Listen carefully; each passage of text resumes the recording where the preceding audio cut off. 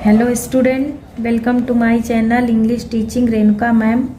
तो आज हम लोग जानेंगे कि जो इंटरमीडिएट का हमारा एग्ज़ाम इंग्लिश का होने वाला है उसमें हम सबसे पहले तो जानेंगे कि कॉपी को कैसे लिखना है। कॉपी को लिखने का सही तरीका क्या है कि हमारे नंबर अच्छे आएँ, और दूसरी चीज़ क्वेश्चन को किस सीक्वेंस में सारे क्वेश्चंस को सॉल्व करने हैं, ये हम आप जानेंगे इस वीडियो में। तो वीडियो को शुरू करने से पहले अगर आपको वीडियो अच्छा लगे तो लाइक, सब्सक्राइब और शेयर ज़रूर करिएगा। तो चलिए शुरू करते हैं आज का वीडियो। देखिए, इस तरीके से आप लोगों की कॉपी आती है एग्ज़ाम में। तो सबसे पहले ये तो आप लोग हिंदी का एग्ज़ाम दे ही चुके हो, तो पता ही होगा कि यहाँ पे आप लोगों को अपना जो रोल नंबर है वो अंकों में डालना है, डिजिट में। जैसे कि आप लोगों का रोल नंबर सपोज़ कुछ इस तरीके से है।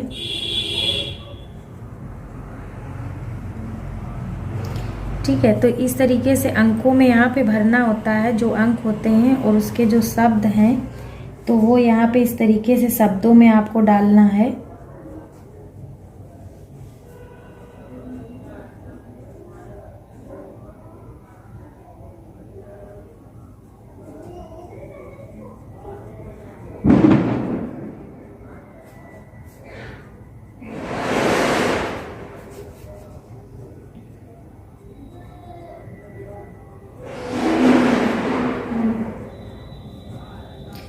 इसके बाद में देखिए यहाँ पे विषय पूछ रहा है, तो आप लोगों को यहाँ पर विषय अंग्रेजी भर देना है। और इसके बाद में प्रश्न पत्र संख्या, देखिए इसके पहले की ऑप्शन दिया विषय एवं प्रश्न पत्र। अब आप लोगों का इंग्लिश का जो पेपर है एक ही पेपर होता है, कोई अब पहले दो होते थे, अब तो दो होते भी नहीं हैं। तो यहाँ पे जहाँ पे प्रश्न पत्र पूछता है तो उसके आगे अक्सर बच्चों को कन्फ्यूज़न रहती कि यहाँ पे क्या लिखें। तो आप लोगों को इसके सामने केवल लिखना होता है, केवल लिख दीजिए हिंदी मीडियम में। और अगर आप इंग्लिश से फिल कर रहे हैं तो फिर पूरा इंग्लिश से करिएगा, यहाँ से है ना इंग्लिश, और फिर यहाँ ओनली भरिएगा। फिर इसके बाद में जो प्रश्न पत्र की संख्या हो वो यहाँ पर संख्या आप लोगों को भर देनी है। परीक्षा का दिन और तिथि भर ही लेंगे आप लोग।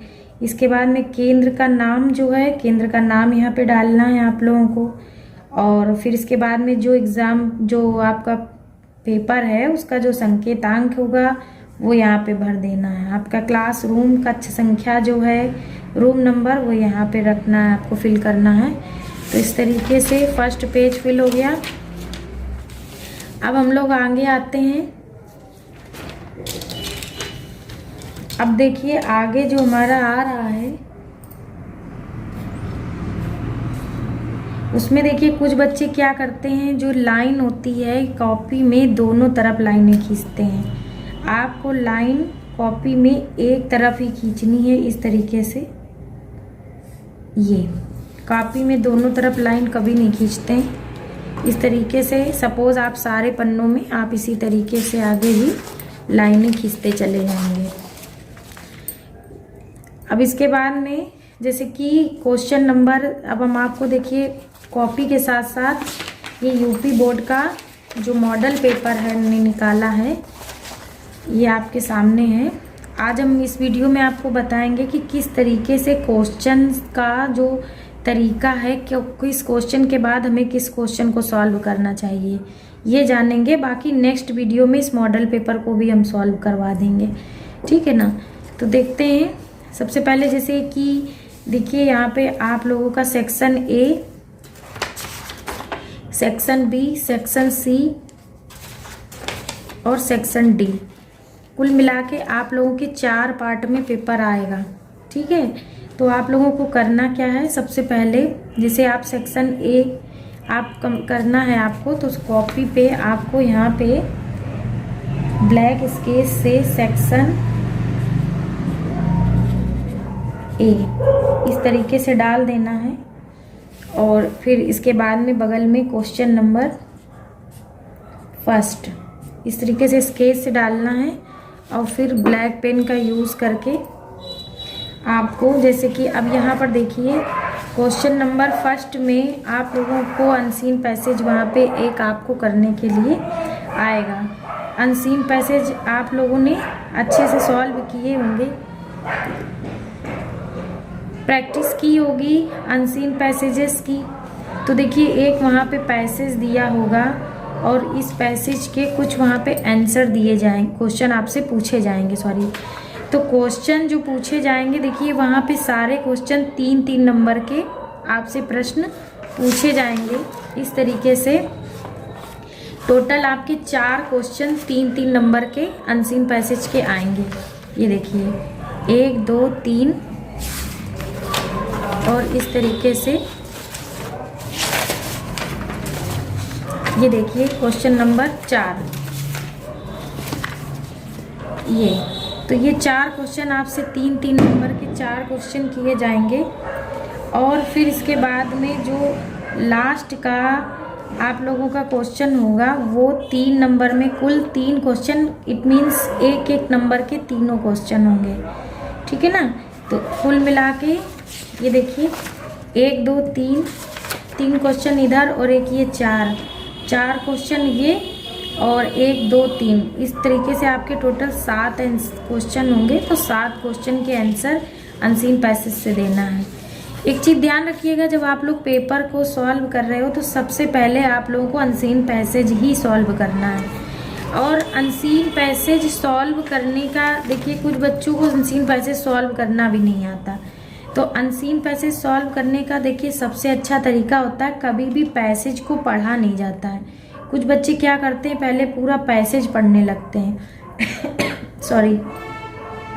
अब पैसेज को पढ़ने में आप लोगों का टाइम वेस्ट होगा। पैसेज नहीं पढ़ना है, ओनली क्वेश्चन को पढ़ना है और क्वेश्चन के आंसर ढूंढ करके हमें इस तरीके से आंसर डाल के काले पेन से आंसर नंबर ए इस तरीके से डाल के आपको आंसर नंबर ए, और जब ए आपका कंप्लीट हो जाए तो आंसर नंबर बी जहाँ से आपका हो रहा हो कंप्लीट, फिर इस तरीके से आंसर नंबर सी, इस तरीके से आप करते चले जाएंगे। और जब सेक्शन ए पूरा हो जाएगा तो आप लोगों को करना क्या है, ब्लैक स्केच से ही आप लोगों को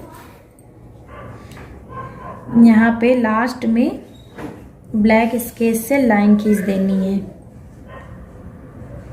ये देखिए इस तरीके से, ये इस तरीके से लाइन खींच देनी है जहाँ से भी आपका आंसर मतलब फिनिश हो रहा होगा।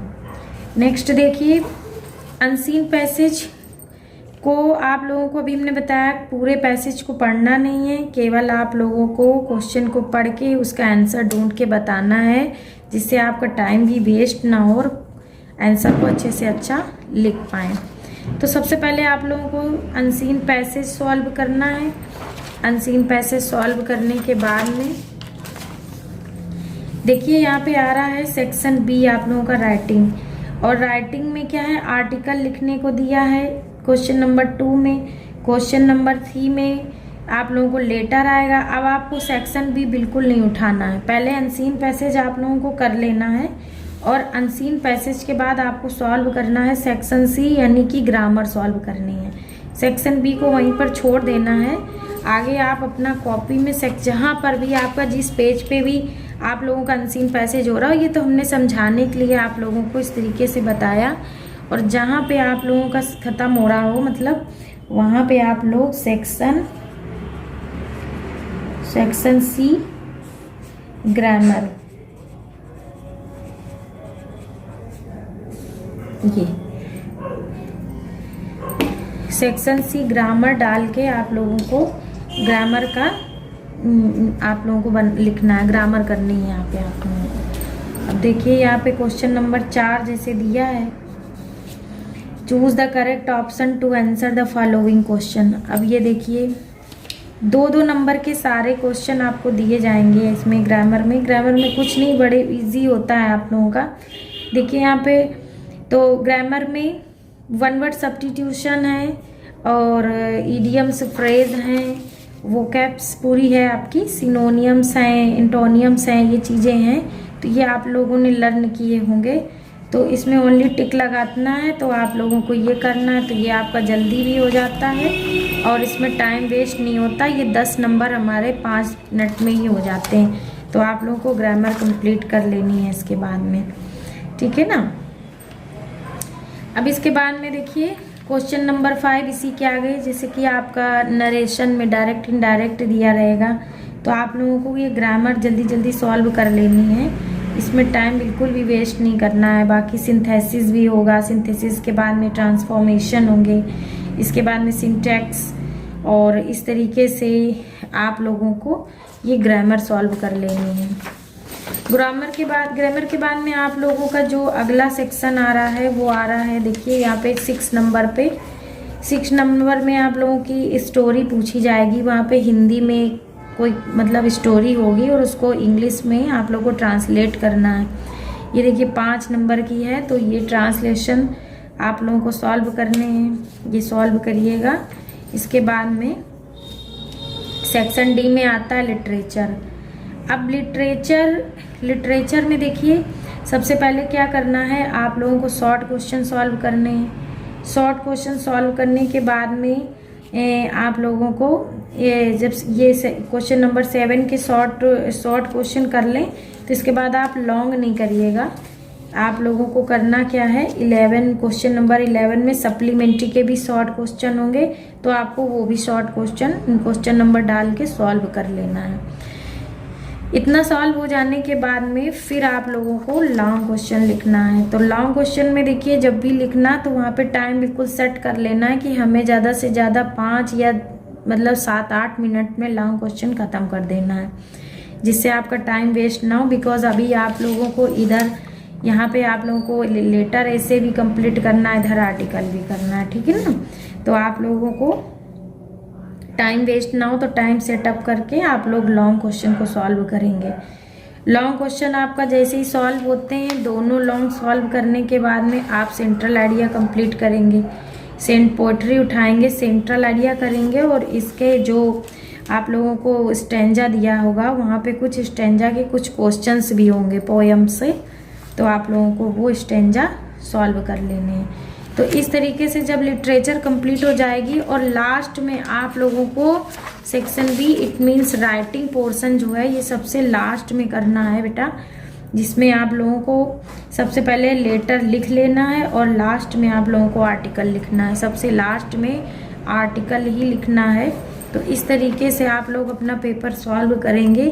अब देखिए कुछ बच्चे क्या करते हैं, कॉपी में कोई भी आप लोगों को मतलब इस तरीके से कोई भी चीज़ नहीं राइट करनी है, केवल आप लोगों को कहीं भी अपना नाम भी नहीं राइट करना है ना। तो आप लोग केवल आप जो पूछा जा रहा है उसका आंसर देते जाइए, और जहाँ पे आप लोगों का जैसे सपोज़ आप लोगों ने पूरी कॉपी ले ली या कुछ बच्चे बी कॉपी भी लेते हैं, कंप्लीट कर लिया, तो लास्ट में जहाँ पे है आप लोग लाइन खींच के ब्लैक स्केच से वहाँ पे अपना रोल नंबर ज़रूर लास्ट में डाल दिया करिए।